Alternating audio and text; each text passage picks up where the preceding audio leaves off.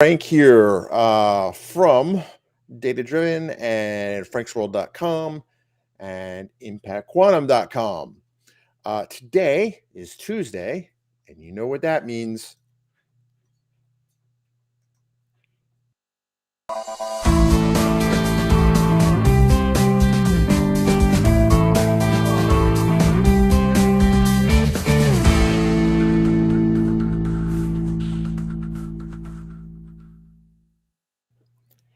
All right, so it being Tuesday, wanted to point out a couple things. If you are a frequent viewer of these streams, you'll notice that I have kind of rearranged how my office is set up.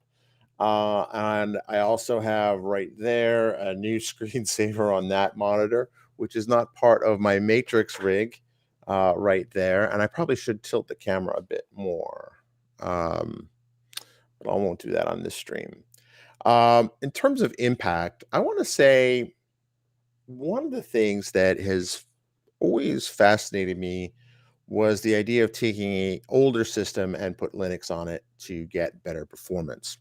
And that's what I did. So I went to Micro Center and I picked up it's about $20 basically. It's 256 gig thumb drive. And let's just stop there right there. Right? 256 gig. If you're old enough to remember floppy disks, this is just blows your mind, right? I think it's just amazing in terms of how the storage has progressed. And if I wanted to spend more money, I could probably get a terabyte. In fact, I actually have an NVMe that I'm returning because it didn't work with my system, but an NVMe, which is a little bit bigger than this, that's a full on terabyte. So just amazing in terms of what the capacity, storage capacity is, which is good given that the need for big data, given for the storage need that big data has definitely created. And I forgot to change the title of the stream. I was so excited to stream. This is not my birthday. That was a previous Tuesday.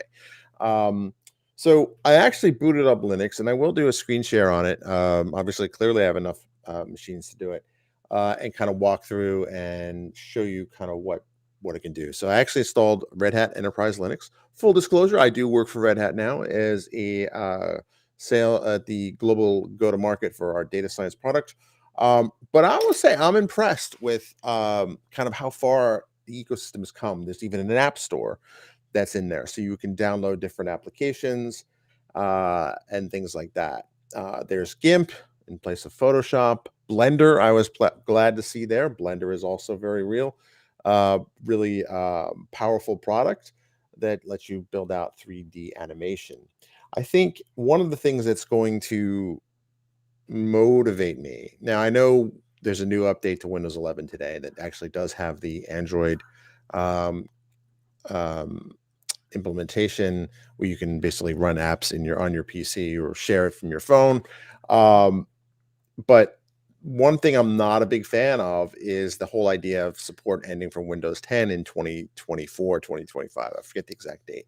That is going to create an enormous amount of e-waste that is going to have a high impact on our environment, not necessarily in a good way. So right now, I'm attempting to smile when I am being playfully bitten by my little puppy. This is our Weimaraner passed away, and she is the a Weimaraner puppy we adopted, and she is in that chewing phase. Doesn't take much to get me distracted, apparently, but I just think it's interesting that the open source community has been able to build out solutions. Now, this isn't just a rah, Red Hat talk. Let's talk about Blender, right? Blender is a 3D modeling engine that you can work with and build out basically very professional looking movies and animations, fully featured. You can even put stuff into the metaverse from that. It is, I don't know if it's the de facto standard in that space, but it's pretty darn close to being the de facto standard. Now, contrast that with the 3D world prior to Blender, when something like Softimage or 3D, I think it's 3ds, 3D Studio, which was something like $10,000. and even the academic discount was closer to $5 or $6,000. And even worse, in order to run it, you had to get an actual physical dongle, which means you'd plug something into your computer. And before the era of USB, um, you had to configure and plug that in so it would work. You would talk to a hardware device to make sure that you weren't running it illegally, which I think understandable given the cost of it. You want to make sure it didn't get pirated. There were, of course, pirated versions and cracks for to let you avoid running the dongle. But I find it fascinating, truly inspiring, actually, that the entire open source community came together and built something like Blender. I mean, that's amazing. Or GIMP. I remember when GIMP was just a simple photo editing tool, and it's actually pretty robust now. I mean, I haven't used it, so I can't compare it to Photoshop, but it's pretty impressive. Speaking of which, I was helping my son with his homework the other day, and he has a class apparently, which is really cool, where it's digital instruction or something like that, digital media instruction. And he used a website called Photopea, photo and then P like the fruit or the vegetable, right? PEA. And I'm looking at it, I'm like, if damn uh, damn me, I mean, I thought I was using Photoshop. That's how good it was. Even the keyboard shortcuts mapped out. His assignment was to stitch together multiple photographs of himself in like different positions, which basically made it so that you had to go through and kind of clone out and put yourself off in different environments and things like that. And he was amazed that I was able to help him. And I actually, I think it would have taken a couple hours doing his own, but I showed him some Photoshop tricks that I was able to get it done. We were able to do it in like 5, 10 minutes. Like, and he was just amazed, like, wow, my old man actually knows something. How about that? And then I told him, like, dude, he goes, how'd you know all this? And I was like, well, one, I've been using Photoshop since like 20 years before you were born, which kind of makes it old. Actually, I don't think it was 20. I think it was closer to like 15, but still longer than he's been alive. By what, 2.5 times maybe I've been using Photoshop. So I think he was amazed by that I knew that much. And the keyboard shortcuts they did, whoever built Photopea, it's all browser based, and it looks like there's a free version and another kind of for pay version. Their school, I think, uses the free version, but it's just amazing what's possible in browser. Going back to, think of how amazing this is. Being able to do any of this sort of advanced work in a browser is just phenomenal to me. Like, it just still amazes me that that can be done in a browser, to the point now where it's just like, why not make everything browser based? You see that, in fact. I'm sorry, my dog has something to say. There she comes back. I don't know if this is going to be one of my best streams or one of my worst streams. I can't tell yet. But I just find it fascinating. I mean, look at data science, right? Data science, you don't even have to install an IDE. You don't even have to install software. I mean, obviously you can, but you can just fire up a Jupyter notebook running in a cluster in the cloud, running in your whether it's on premises or, somebody else's cloud. You can install it locally. It doesn't matter. It's just amazing what can be done in that field. And if you look at some of the rich visualization techniques, there we go. No bite. Somebody's probably tuning in right now and they hear me say no bite. They're probably, what is going on? So much for keeping LinkedIn professional, because I am, of course, streaming to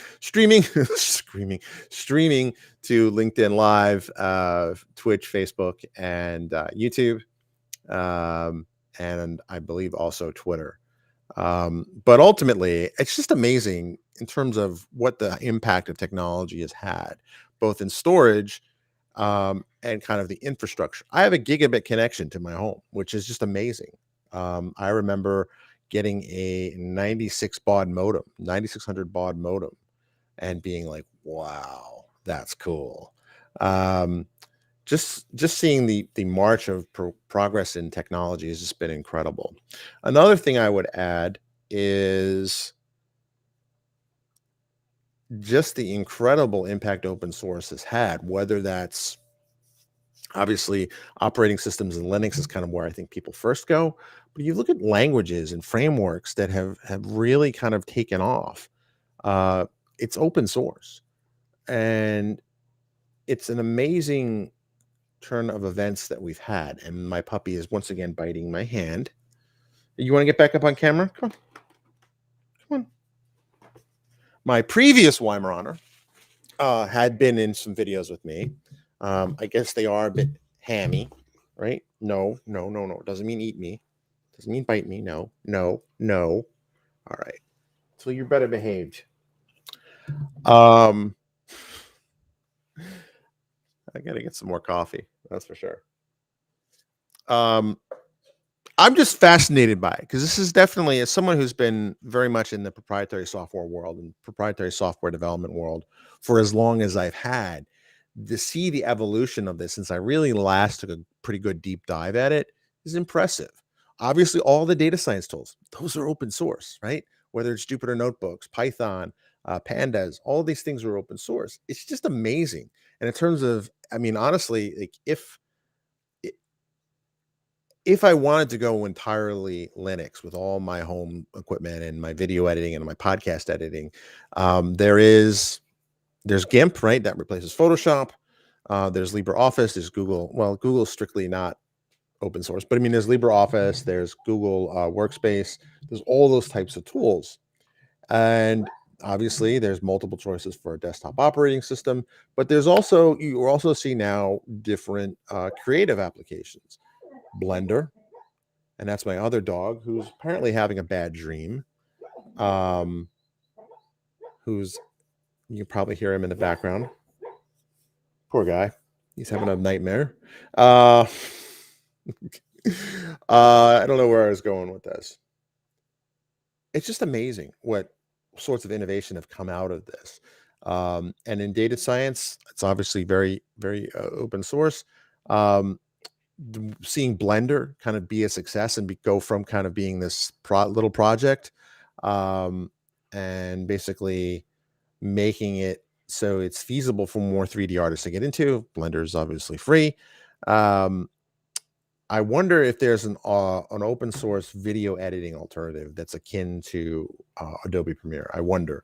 Um, that would be a cool experiment to do, is start creating content with just open source stuff. That machine there, I'm probably going to repurpose that desktop as to be a file server, or I'm not sure, a Linux daily driver. I'm not sure yet. Going to give that a shot. And with that, and the puppy once again biting my hand. No, come on, come on up, come on, come on. There we go. There you go. Do you have anything to add, Miss? She does not. And the other guy is woken up from his nightmare. So come on, big guy. Come on. There you go. Come here. Let me get him up. He's a little bit heavier. He's a bigger dog. So this is Bud, and he looks a bit like a dingo, and he is the inspiration behind the name Dingo of that content ops tool that I built. And with that, I'm going to end the stream because I think they're asking to go outside. So for you, you have a fantastic day, or evening, or morning, whatever time it is on this spinning planet of ours. Speaking of spinning planets, here's a little graphic I made.